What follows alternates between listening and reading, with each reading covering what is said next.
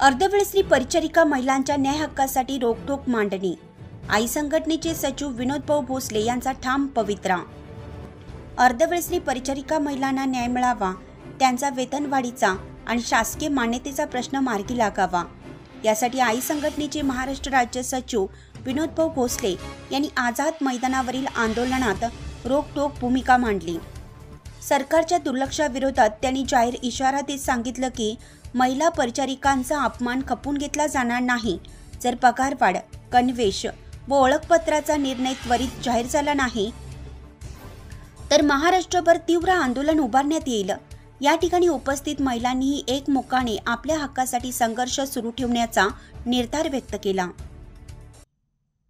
त्याच्यासाठी तुमच्या लिस्ट महिला मंत्रालयात पाठवावं लागेल आणि त्या मंत्र्याला ठरवून सांगायला पाहिजे, अरे बाबा आम्ही गेल्या अनेक दिवसांपासून 30 रुपये महिन्याप्रमाणे काम करतो, आज आम्हाला फक्त 3000 रुपये पगार आहे, याच्यामध्ये वाढ करा, वाढ करा, ही भावना तुम्हाला तेव्हा तुमच्यातला प्रश्न मार्गी लागेल। नाही तर मग आमचे अध्यक्ष बाई आहे ना, अरे तिला बोलता तरी येतं का? अध्यक्षाला बोलता तरी येतं का? बोलता लीडर कशाला म्हणतात?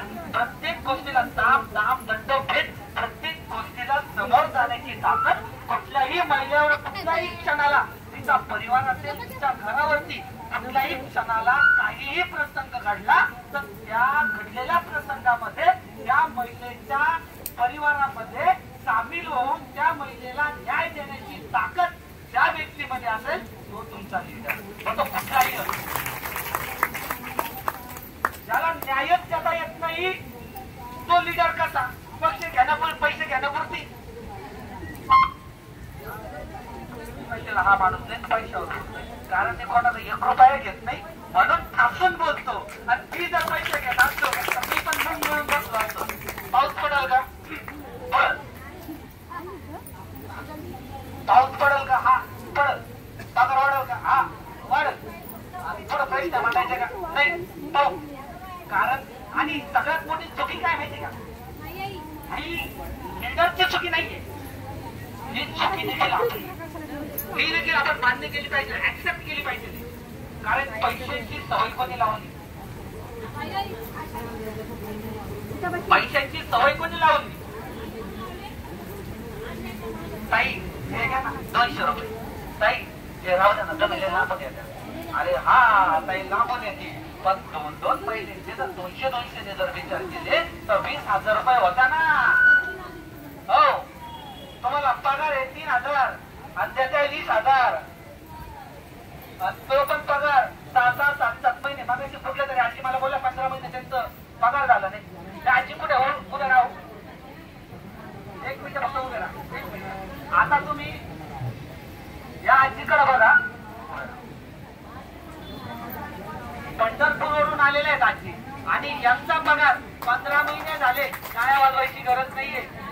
कारण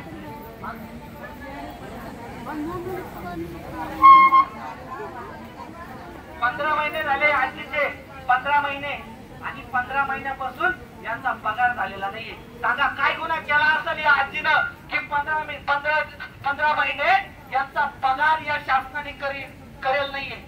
काय गुन्हा केला असेल यांनी काय डॉक्टरच्या कानपाळात मारली का? डॉक्टरच्या कानाखाली मारली का? डॉक्टरच्या तोंडाला काळा लावलं?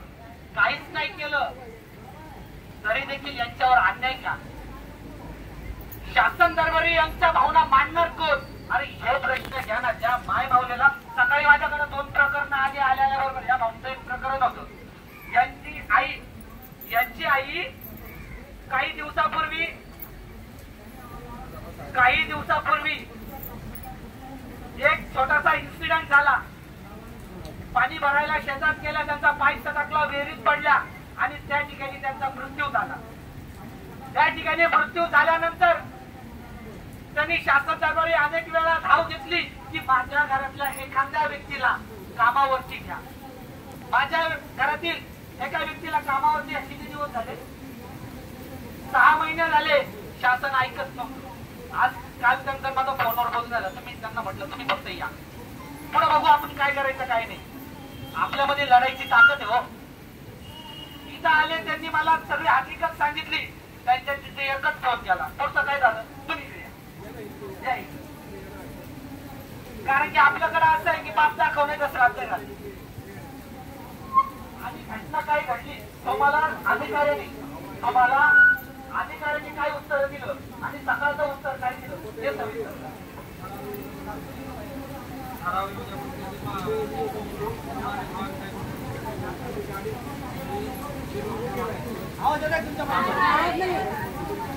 मी सुधीर लक्ष्मण हातीसकर, राहणारी परगारावा, तालुका लोहारा, जिल्हा धाराशिव.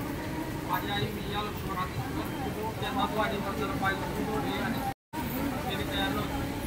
त्यांनी आज बयाने आल्यानंतर एक फोन केला आणि एक फोन तयार झाली. त्याच्या मला ठराविक उद्या मुंबईहून आल्यानंतर काहीतरी परिणाम बयाने फोन केल्यानंतर बात तयार झाली.